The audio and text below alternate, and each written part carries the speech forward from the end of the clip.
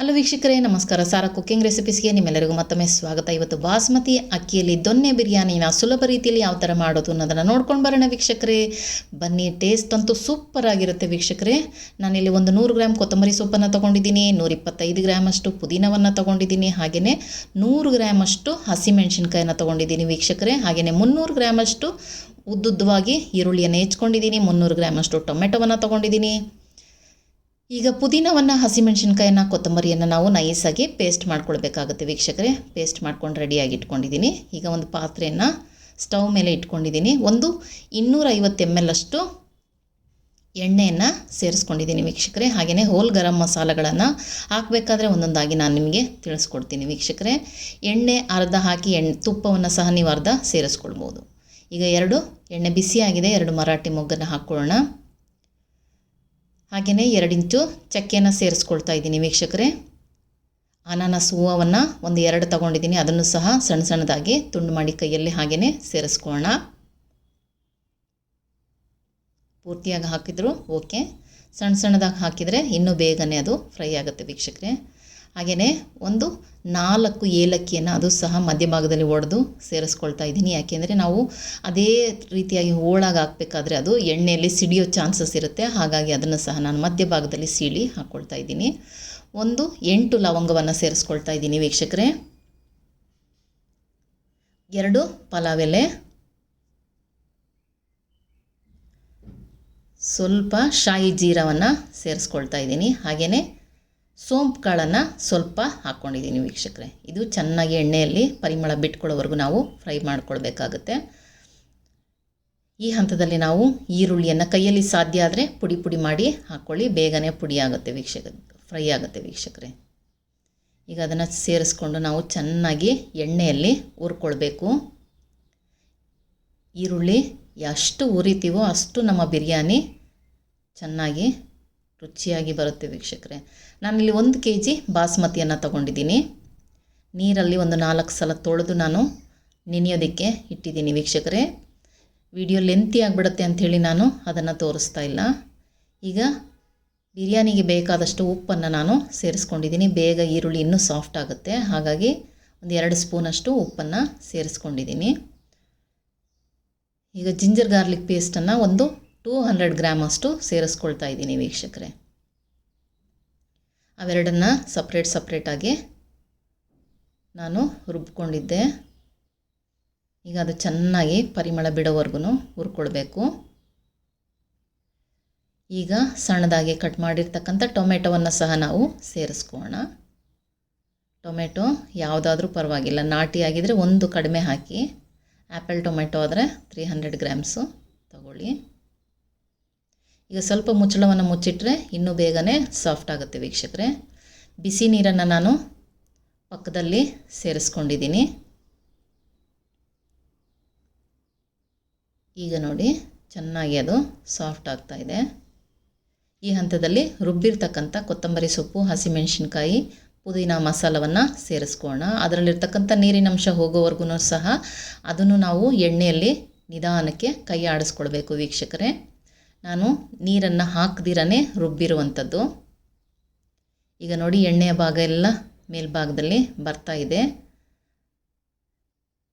ಈಗ ಒಂದು 50 ml ಅಷ್ಟು ಮೊಸರನ್ನು ಸೇರಿಸ್ಕೊಳ್ತಾ ಇದ್ದೀನಿ ವೀಕ್ಷಕರೇ. 50 ml ಮೊಸರನ್ನು ಸೇರಿಸ್ಕೊಳ್ತಾ ಇದ್ದೀನಿ. ಚೆನ್ನಾಗಿ ಅದನ್ನು ಸಹ ಕಲಸ್ಕೊಳ್ಳೋಣ ವೀಕ್ಷಕರೇ. ಈಗ ಕಸೂರಿ ಮೇಥಿಯನ್ನು ಸ್ವಲ್ಪ ಮೇಲ್ಭಾಗದಲ್ಲಿ ಹಾಕ್ಕೊಳ್ತಾ ಇದ್ದೀನಿ. ಅದು ಸಹ ಎಣ್ಣೆಯಲ್ಲಿ ಹುರ್ಕೊಳ್ಳೋದ್ರಿಂದ ರುಚಿ ಇನ್ನೂ ಅಮೇಝಿಂಗ್ ಆಗಿರುತ್ತೆ ವೀಕ್ಷಕರೇ. ಈಗ ನಾವು 1 kg ಅಷ್ಟು ಚಿಕನನ್ನು ಹಾಕ್ಕೊಳ್ತಾ ಇದ್ದೀನಿ. 1 kg ಚಿಕನ್ಗೆ 1 kg ಬಾಸ್ಮತಿಯನ್ನು ಸೇರಿಸ್ಕೊಳ್ತಾ ಇದ್ದೀನಿ. ಈಗ ನಿಧಾನಕ್ಕೆ ನಾವು ಚಿಕನನ್ನು ಮಸಾಲೆಯೊಟ್ಟಿಗೆ ಸೇರಿಸ್ಕೊಳ್ಳೋಣ. ಚಿಕನ್ನು ಸ್ವಲ್ಪ ಒಂದು ಅರ್ಧ ಭಾಗದಷ್ಟು ಬೆಂದರೆ ಅದರಲ್ಲಿ ಮಸಾಲೆ ಎಲ್ಲ ಚೆನ್ನಾಗಿ ಇಳಿಯುತ್ತೆ ವೀಕ್ಷಕರೇ. ಅಕ್ಕಿನ ನಾವು ಆಲ್ರೆಡಿ ನೆನೆಯೋದಕ್ಕೆ ಇಟ್ಟಿದ್ದೀವಿ. ಈಗ ಮುಚ್ಚಳವನ್ನು ಮುಚ್ಚಿಟ್ಟು ಒಂದು 5 ನಿಮಿಷ ನಾವು ಹಾಗೆಯೇ ಬಿಟ್ಬಿಡೋಣ.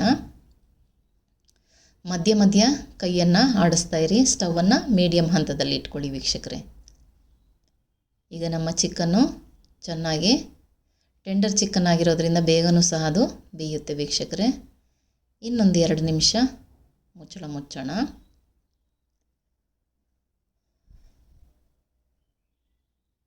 ನೋಡಿ, ಎಣ್ಣೆ ಭಾಗ ಮೇಲೆ ಬಂದಿದೆ, ಅಂದರೆ ಚಿಕನ್ 50 ಭಾಗದಷ್ಟು ಬೆಂದಿದೆ ವೀಕ್ಷಕರೇ. ಈ ಹಂತದಲ್ಲಿ ನಾವು ನೆನೆಸಿಟ್ಕೊಂಡಿರ್ತಕ್ಕಂಥ ಬಾಸುಮತಿ ಅಕ್ಕಿಯನ್ನು ಸೇರಿಸ್ಕೊಳ್ಬೇಕು. ಹಾಗೆಯೇ ಜಾರ್ ತೊಳೆದಂಥ ಸ್ವಲ್ಪ ನೀರನ್ನು ಅದರಲ್ಲಿ ಸೇರಿಸ್ಕೊಂಡಿದ್ದೀನಿ ವೀಕ್ಷಕರೇ. ಹೊಸದಾಗಿ ಯಾರಾದರೂ ಚಾನಲನ್ನು ನೋಡ್ತಾ ಇದ್ದರೆ ದಯವಿಟ್ಟು ಲೈಕ್ ಮಾಡಿ, ಶೇರ್ ಮಾಡಿ, ಸಬ್ಸ್ಕ್ರೈಬ್ ಮಾಡಿ, ಸಪೋರ್ಟ್ ಮಾಡಿ. ಇನ್ನೊಂದು 2 ನಿಮಿಷ ಹಾಗೆಯೇ ಬಿಡೋಣ ವೀಕ್ಷಕರೇ. ನೋಡಿ,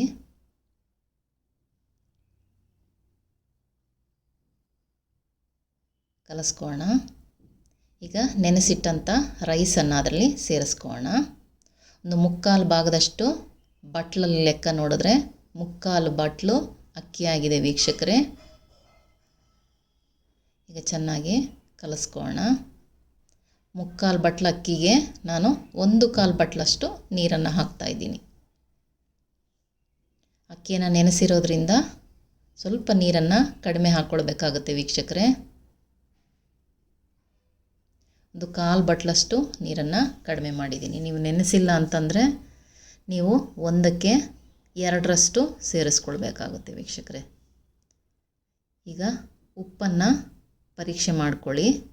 ನೋಡಿ, 1 ಬಟ್ಲು ನೀರನ್ನು ಸೇರಿಸ್ಕೊಂಡೆ, ಮತ್ತೊಂದು 1/4 ಭಾಗದಷ್ಟು ನೀರನ್ನು ಮತ್ತೊಮ್ಮೆ ಸೇರಿಸ್ಕೊಳ್ತೀನಿ ವೀಕ್ಷಕರೇ. ಅಕ್ಕಿ ನೆನೆಸಿರೋದ್ರಿಂದ ಒಡೆದೋಗುವಂಥ ಚಾನ್ಸಸ್ ಇರುತ್ತೆ. ನೀವು ಸೌಟನ್ನು ಹಾಕಬೇಕಾದ್ರೆ ನಿಧಾನಗತಿಯಲ್ಲಿ ಸೈಡ್ನಿಂದ ತಿರುಗಿಸ್ಕೊಳ್ಬೇಕಾಗತ್ತೆ ವೀಕ್ಷಕರೇ. ಆಲ್ರೆಡಿ ಅಕ್ಕಿ ನೆಂದಿರುತ್ತೆ. ಹಾಗಾಗಿ ಈಗ ನೋಡಿ, ಮುಚ್ಚಳನ ಮುಚ್ಚಿಟ್ಟು ಒಂದು 5 ನಿಮಿಷ ಕುದಿಯೋದಕ್ಕೆ ಹಾಗೆಯೇ ಮೀಡಿಯಮ್ ಹಂತದಲ್ಲಿ ಸ್ಟವ್ ಇಟ್ಟು ಬಿಟ್ಬಿಡೋಣ. ಬಿಸಿ ನೀರನ್ನೇ ನಾವು ಹಾಕಿರೋದ್ರಿಂದ ಬೇಗನೂ ಸಹ ಅದು ಕುದಿಯುತ್ತೆ ವೀಕ್ಷಕರೇ. ಈಗ ಮತ್ತೊಂದು ಸಲ ಕೈಯನ್ನು ಆಡಿಸ್ಕೊಳ್ಳೋಣ. ಬಿಡಿಬಿಡಿಯಾಗಿ ನೂಡಲ್ಸ್ ರೀತಿಯಲ್ಲಿ ರೈಸು ಆಗಿದೆ. ನಿಮಗೆ ಕಾಣ್ತಾ ಇದೆ ಅಂದ್ಕೊತೀನಿ.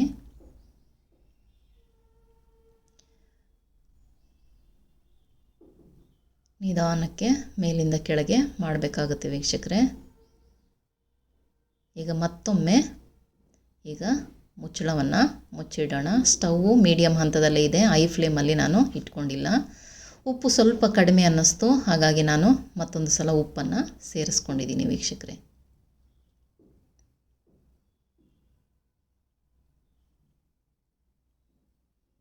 ಈಗ ನೋಡಿ, ಮುಚ್ಚಳನ ಮುಚ್ಚಿಟ್ಟು ಒಂದು 5 ನಿಮಿಷ ಸಾಕಾಗುತ್ತೆ. ಹಾಗೆಯೇ ಮಧ್ಯಮ ಉರಿಯಲ್ಲಿಟ್ಟು ಇಡೋಣ. ಈಗ ನಮ್ಮ ರೈಸು ಸಹ ಒಂದು 80% ಬೆಂದಿದೆ ವೀಕ್ಷಕರೇ.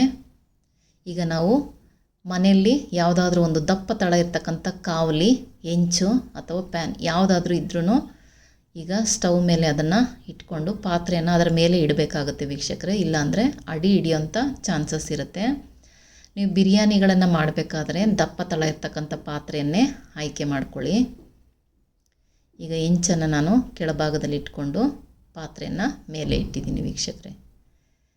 ಹಾಗೆ ಇಟ್ಬಿಟ್ಟು ಒಂದು 5 ನಿಮಿಷ ನಾವು ಹಾಗೆಯೇ ಬಿಡೋಣ. ಈಗ ಸೌಟು ನಿಧಾನಕ್ಕೆ ಆಡಿಸ್ಕೊಳ್ಬೇಕಾಗುತ್ತೆ ವೀಕ್ಷಕರೇ. ಈಗ ಆಲ್ಮೋಸ್ಟು ನಮ್ಮ ಬಿರಿಯಾನಿ ಬೆಂದಿದೆ.